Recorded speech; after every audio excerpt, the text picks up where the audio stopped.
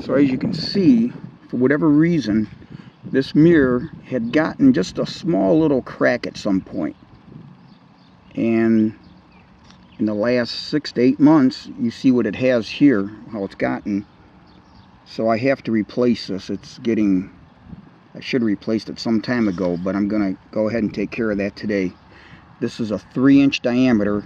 I'm going to be replacing it with a 3 3/4 inch diameter.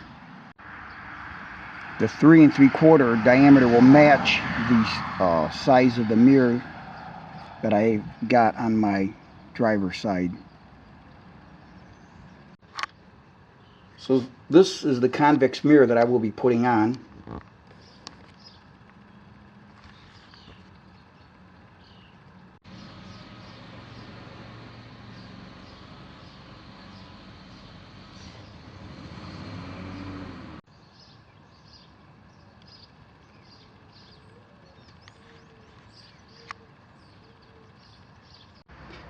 Now I had several thoughts of how I was going to do this job, and I wanted something with an angle to it to get back up under it. Problem is, all these tools that I have here, which are used to remove body panels on today's cars with clips, I felt they were too thick, and I didn't want anything thick. I didn't want to put pressure on the rear view mirror as I tried to peel off the bug eye mirror. So here's what I came up with. I took a straight, flexible, this is a flexible blade, not rigid, putty knife, put it in the vise, and bent it like you see here. And so, as you can see, the profile is is thin. I mean, it allows you to get up under something, and without putting any pressure on the rear view mirror. So I thought this was the best way to go. Again, you want to use a flexible one. This thing bent very easy, no issues at all. Once I put it in the vise, clamp down the vise, and then just bent it down, and then when I got it so far, maybe 20 degrees, I just took a ball peen hammer and just started hitting back at this radius where the vise jaws met, and then just bent it down to something like that. I also put some furniture polish on it to make it smooth, to make sure that there wouldn't be any undue friction between that and the rear view mirror. Okay, so I'm going to take the tool and just manipulate it back and forth.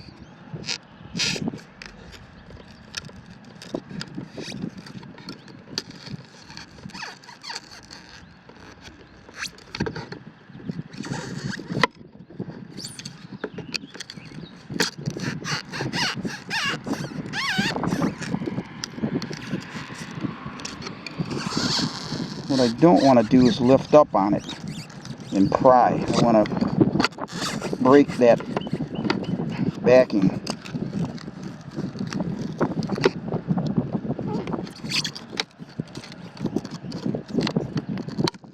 There it is. Oh, not bad. Better than I thought it was gonna. Good deal. The next thing I'm going to do is I bought some of these flexible cutting mats. They're really cheap at Walmart. You get 4 of them for $4.44, and I'll show you what I'm going to use those for. Okay, now I didn't do anything too scientific. I just took that and just cut a piece. No measuring, just kind of made it narrower here and wider here as a trough to collect some of the stuff that I'm going to use to soften this up, to take this old backing off. So I'm going to use mineral spirits to soften up that backing material And I put some, I always keep some in a spray bottle. Works out really good. So that's what I'm going to try to soften up the backing that's been left on there from the old mirror. So to start, what I'm going to do is probably put some mineral spirits, spray some on a paper towel, and just put it on and just see to soften it up. I was pretty surprised. That came off really good. Now that's been on there for 5 years. I got this car at the end of April 2014. It's a 2014 Honda CR-V, and I put these on within a week of getting the vehicle on both sides. I like to be able to see without turning my head around, side to side, and so that's why I put them on, and they've worked great. So I'm just going to work that on there, just get it soft. I don't want to spray any on. I put this again as a trough in case some would drip down. This won't hurt the paint. Yep, look at there, it's already starting to do wonders. So I'm just going to let it soak a little bit, put a little more on. And I'm doing it this way versus just spraying it on the mirror. I think this is working really good. All right, I'm going to let that set up a bit.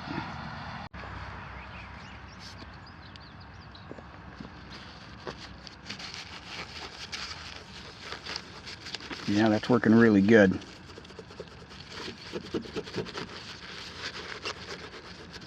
So once you let it soften up, you can almost take your fingernail, peel it right off. I've never had to do this before, and it's working out really good.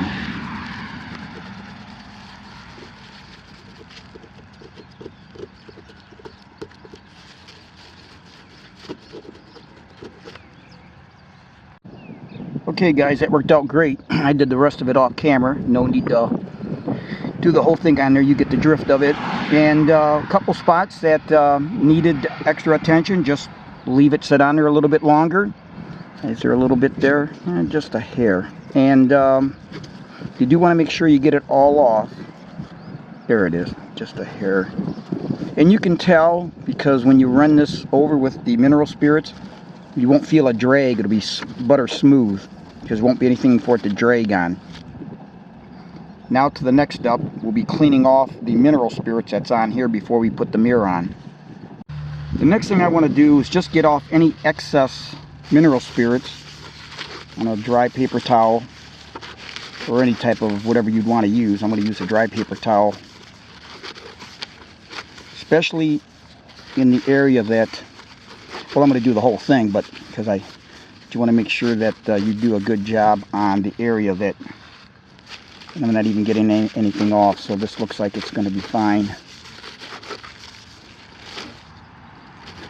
And I see just a little bit left behind, so I've got a little more work to do here. Okay, the next thing I'm going to do is use some isopropyl alcohol. I happen to have 91%. Whatever you have is fine. And I'm going to go over the mirror, the entire surface with it, especially in the area where you're going to put the mirror. Now, as to placement of the mirror while I'm doing this, I like it to the outside of the mirror because that still allows me to see things over here, and putting it to the outside. So that's how I've always done it. I've seen some people that put them to the inside, or they'll have those ones that are like on a diagonal. They're you know, like a 30-40 degree angle on, and they're sitting here. But I like mine at the outer edge.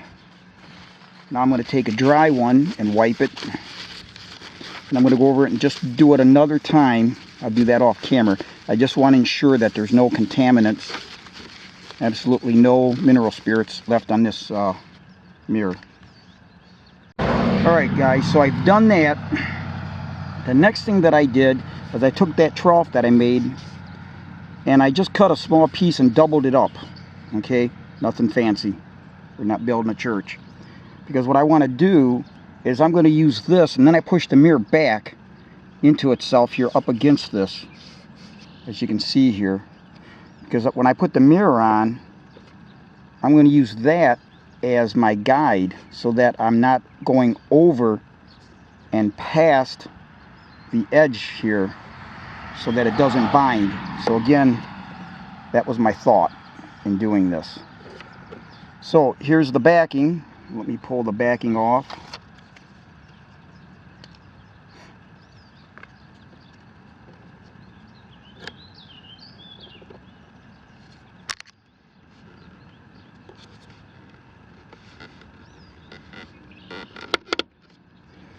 These are electric mirrors, but you can move them like that. Doesn't hurt anything. In fact, I'm going to put a little pressure. Make sure they stay on there. And that worked out beautiful.